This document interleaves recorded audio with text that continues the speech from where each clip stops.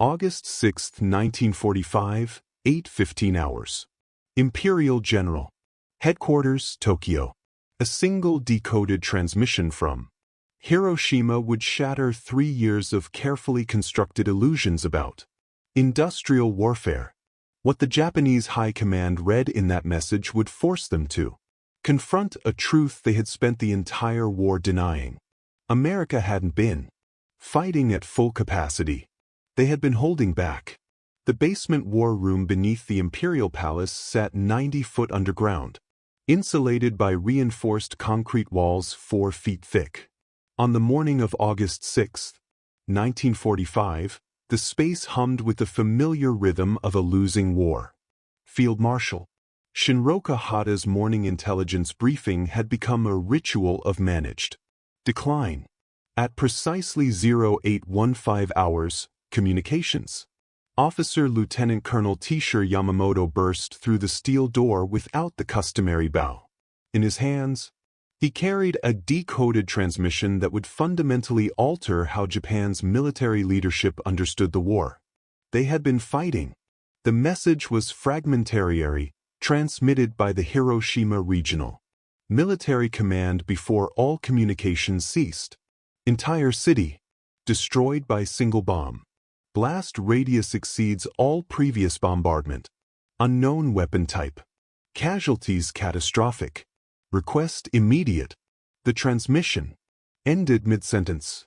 General Yoshiro Umezu, chief of the Imperial General Staff, read the message 3 times. His first assumption was that American B-29s had conducted the largest conventional bombing raid of the war, perhaps 500 aircraft dropping incendiaries simultaneously. The mathematics seemed impossible otherwise. Hiroshima was a city of 350,000 people spread across 27 square miles. But additional reports arriving throughout the morning told a different story. Weather reconnaissance had reported only 3 B-29s over Hiroshima that morning. 3 aircraft, not 300. 3. Admiral Suemu Toyoda, chief of the Naval General Staff, stood at the massive wall, map tracking every known American military asset in the Pacific. His intelligence staff had become exceptionally skilled at predicting American operations. They knew bomber formations, typical ordnance loads, and expected damage patterns. Nothing in 3 years of air war suggested 3 aircraft could destroy an entire city. By 10 o'clock hours, reconnaissance flights attempting to reach Hiroshima reported something unprecedented. Pilots described a mushroom-shaped cloud rising over 40,000 feet, visible from 150 miles away. The cloud glowed with colors they had never seen, purples and oranges that seemed to pulse with internal.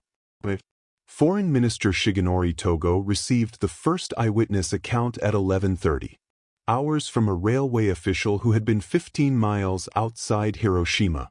The man's testimony recorded by Togo's secretary described a flash brighter than 1,000 suns followed by a pressure wave that knocked trains off their tracks. He reported that the entire city center had simply vanished, replaced by a firestorm visible from the mountains. The afternoon meeting of the Supreme War Council convened at 1,400 hours in complete silence. Prime Minister Kanaro Suzuki, who had survived multiple assassination attempts for even suggesting peace negotiations, read the accumulated reports. His hands trembled slightly as he placed the documents on the table.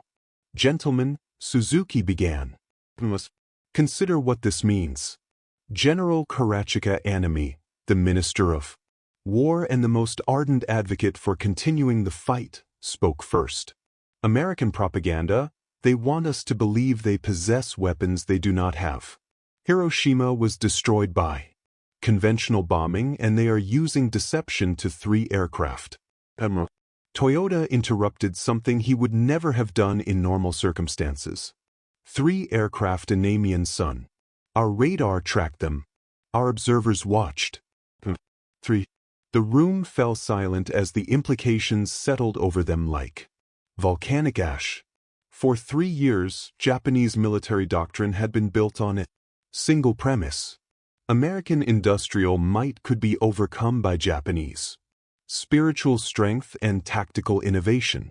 The Americans could produce more ships, more planes, more tanks, but Japanese forces would fight with such ferocity that American casualties would become politically unbearable. This calculation had guided every decision since Pearl Harbor. When American industry produced 300,000 aircraft, Japan's leaders told themselves that Japanese pilots, though outnumbered, would fight with 10 times the spirit. When American shipyards launched cargo vessels so quickly that they outpaced German U-boats sinking them, Japan consoled itself that American sailors lacked the warrior's heart. But a single bomb that could destroy cities suggested something far more troubling. It suggested that American industrial and scientific capacity had reached levels that made Japanese resistance not merely difficult but meaningless. It suggested that America had been developing weapons in secret, while simultaneously fighting a two-ocean war. It suggested that everything Japan's military leadership believed about the nature of modern warfare was obsolete. Intelligence officer Colonel Hideaki Sato presented the afternoon's analysis. At 1,600 hours, his team had been calculating American industrial capacity since 1941, and their numbers had been consistently, terrifyingly accurate. America had produced 88,410 tanks during the war. Japan had produced 6,450. America had built 41 aircraft carriers. Japan had built 15. American shipyards had launched cargo vessels so quickly that they outpaced German U-boats sinking them. But Sato's new calculation suggested something that fundamentally broke their understanding. If he said, voice barely above it, whisper, if the Americans can destroy entire cities with single bombs, then they possess scientific capabilities that render numerical comparisons meaningless. They are not fighting the same war we are fighting. Foreign Minister Togo added what everyone was thinking but no one wanted to say. And if they have one such bomb, we must assume they have more. The Japanese understanding of American power had been shaped by a series of carefully constructed beliefs that began long before Pearl Harbor. These beliefs, documented in countless staff meetings and strategic assessments, would all collapse within days of Hiroshima. But to understand what the High Command finally realized, one must first understand what they had convinced themselves was true. In November 1941, Admiral Ianaku Yamamoto, commander of the combined fleet, had provided the most accurate assessment of American industrial capacity that any Japanese leader would offer during the entire war. His warning, recorded in naval staff minutes, was explicit. I can run wild for 6 months or a year, but I have utterly no confidence for the second or third year. Yamamoto had lived in America. He had studied at Harvard and served as a naval attaché in Washington. He had toured American factories and witnessed the industrial infrastructure firsthand. His calculations were not based on hope or nationalist fervor, but on cold mathematics. America's steel production alone exceeded Japan's total industrial output. American petroleum reserves were effectively unlimited compared to Japan's precarious dependence on imports. But Yamamoto's warnings were systematically ignored by the very staff now sitting in the underground bunker contemplating Hiroshima's destruction. The Army's strategic planning documents from 1941, recovered from archives after the war, revealed the alternative narrative that military leadership had embraced. American industrial might would be neutralized by 3 factors. First, distance. Japan's conquests would secure a defensive perimeter so vast that American logistics would collapse under its own weight. Every ship, every aircraft, every bullet would need to travel 5,000 m across hostile ocean before reaching combat. Japan could sustain its forces from nearby conquered territories while America exhausted itself in feudal supply chains. Second, American society was soft, individualistic, and incapable of sustaining heavy casualties. Japanese military doctrine assumed that after losing 30,000 to 40,000 men, American public opinion would demand peace negotiations. The Japanese soldiers' willingness to die would outlast America's willingness to fight. Third, tactical superiority. Japanese forces, through superior training, warrior spirit, and tactical innovation, would inflict casualty ratios that made American numerical advantages irrelevant. One Japanese soldier would equal 3 to 4 Americans in combat effectiveness. These assumptions had been tested and found wanting at every single engagement of the Pacific War. Yet, Japanese high command had consistently reinterpreted defeats as validation of their theories needing minor adjustments rather than fundamental revision. At Midway in June 1942, Japan lost 4 aircraft carriers in a single day. The official assessment blamed bad luck and tactical errors, not American cryptographic superiority or the fundamental vulnerability of Japan's carrier-focused strategy.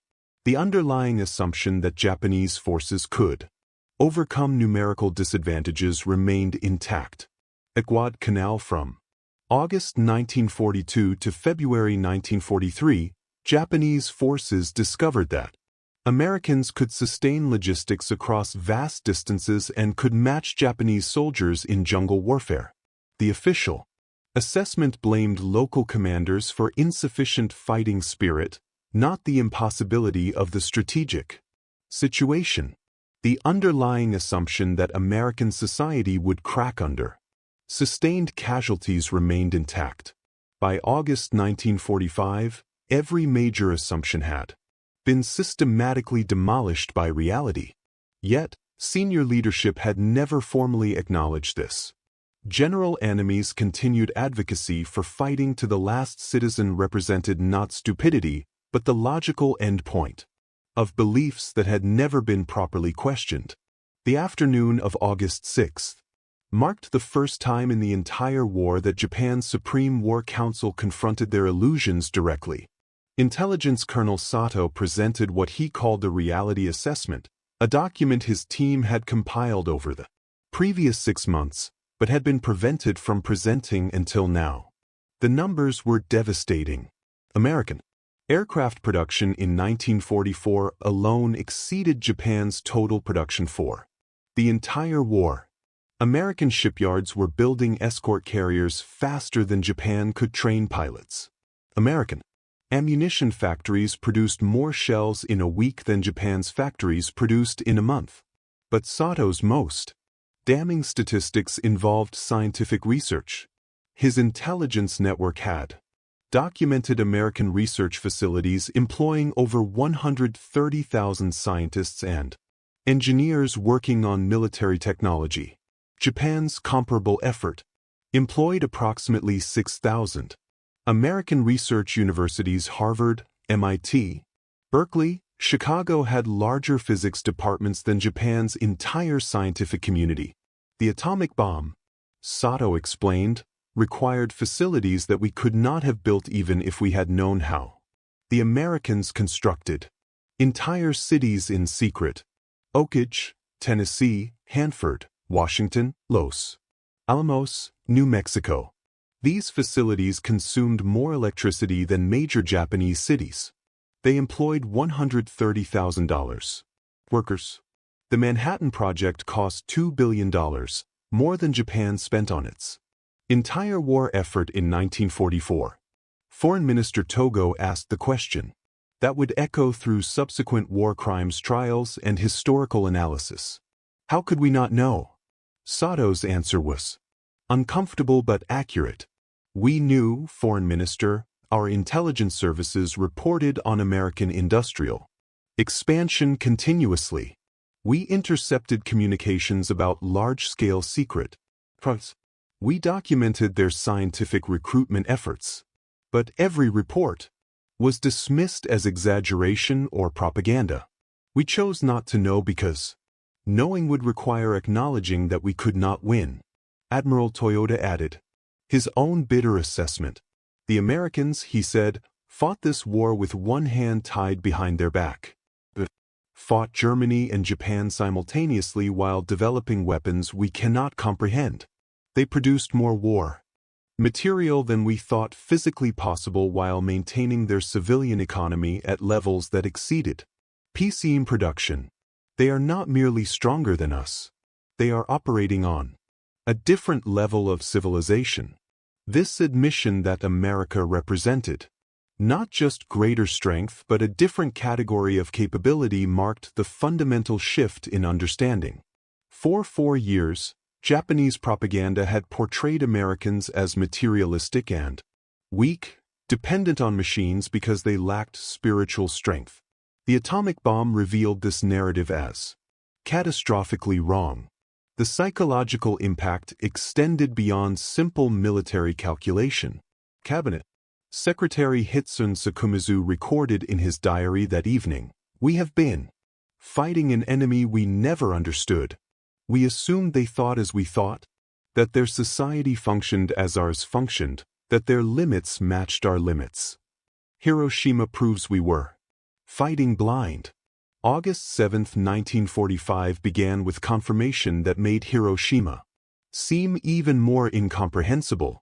Reconnaissance aircraft that finally penetrated the radiation zone transmitted photographs that would circulate among high command within hours. Major Sun Kitamura, the pilot who flew the first successful reconnaissance mission, reported weather conditions he had never encountered. So powerful they threw his aircraft 2,000 foot higher in seconds.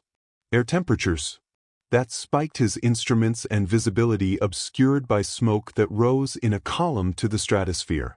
The photographs developed by 1100 hours showed something that military analysts initially refused to believe. The city center, approximately 4 square miles, had been completely flattened. Not destroyed in the conventional sense where rubble and building foundations remained, but flattened to bare earth. Structures had been vaporized. The reconnaissance team estimated that everything within a mile of the blast center had ceased to exist in any recognizable form. Intelligence analysts compared these images to conventional bombing results.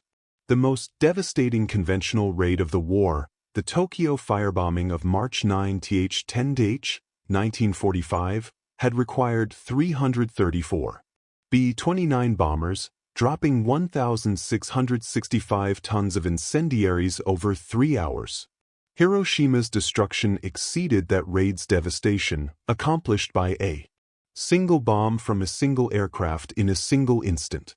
The Supreme War Council reconvened at 1,400 hours on August 7 with new intelligence that fundamentally altered the strategic landscape. Soviet Foreign Minister Vyacheslav Molotov had summoned Japanese Ambassador Naotake Sato to the Kremlin at midnight Moscow.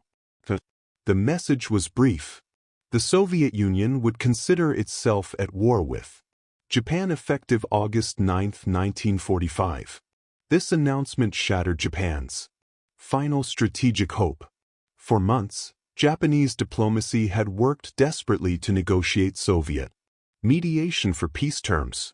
The fantasy was that Stalin, never fully trusted by his American and British allies, might broker an arrangement that preserved some Japanese territory and prevented occupation. The Soviets entering the war eliminated this possibility completely. General Annemy's face, according to multiple witnesses, went pale as the implications registered. Japan now faced enemies on all fronts with no prospect of negotiated settlement. American atomic weapons from the east, Soviet armies from the north, British Commonwealth forces from the south, and Chinese resistance continuing in occupied territories. The empire that had once stretched from the borders of India to the mid-Pacific was being compressed back toward the home islands with crushing force. Foreign Minister Togo presented the stark reality. We have 3 choices. surrender unconditionally, fight until every city is destroyed by atomic weapons, or fight until Soviet and American forces invade and Japan ceases to exist as a nation. There are no other options.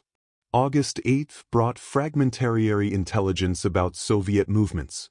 The Red Army had launched a massive assault into Manchuria with overwhelming force.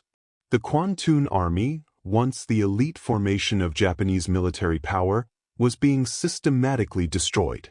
Soviet tank columns advanced 50 m in the first day, encountering resistance that collapsed before forces that had learned their trade, destroying Nazi Germany.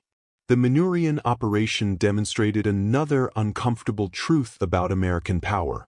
The Soviets were equipped with thousands of American vehicles, trucks, and communications equipment provided through Lend-Lease. American industrial capacity had not only sustained its own forces across 2 oceans, but had also equipped allies on a scale that seemed impossible by Japanese standards. A single American program, Lend-Lease, had provided more material to Soviet forces than Japan's entire industrial output for the war. At 11:02 hours on August 9, a second atomic bomb destroyed Nagasaki. The communication from the Nagasaki Regional Command was even briefer than Hiroshima's. Second atomic attack, city destroyed, casualties catastrophic, then silence. The Supreme War Council emergency session that afternoon descended into something unprecedented. In Japanese military protocol, opened acknowledgement of complete strategic failure. Navy Minister Admiral Mitsumasa Jonai spoke with remarkable candor. For a military officer in that environment, the Americans have demonstrated that they can destroy our cities at will, one by one, until nothing remains. They have demonstrated the capability to continue this indefinitely. We cannot defend against weapons we cannot detect until they detonate. Our anti-aircraft systems are irrelevant. Our fighter aircraft cannot intercept what they cannot find. Our civil defense preparations are meaningless. Army Chief of Staff General Yamazu added his own assessment, one that would have been considered defeatist heresy weeks earlier. The atomic bomb changes fundamental military calculations. Concentrated forces become targets. Cities become targets. Our strategy of fighting to the last citizen assumes Americans must invade to occupy. If they can destroy cities without invasion, our entire defensive doctrine becomes obsolete. They can simply eliminate Japan from existence without ever setting foot on our soil. Intelligence estimates presented that evening calculated that America likely possessed between 3 and 7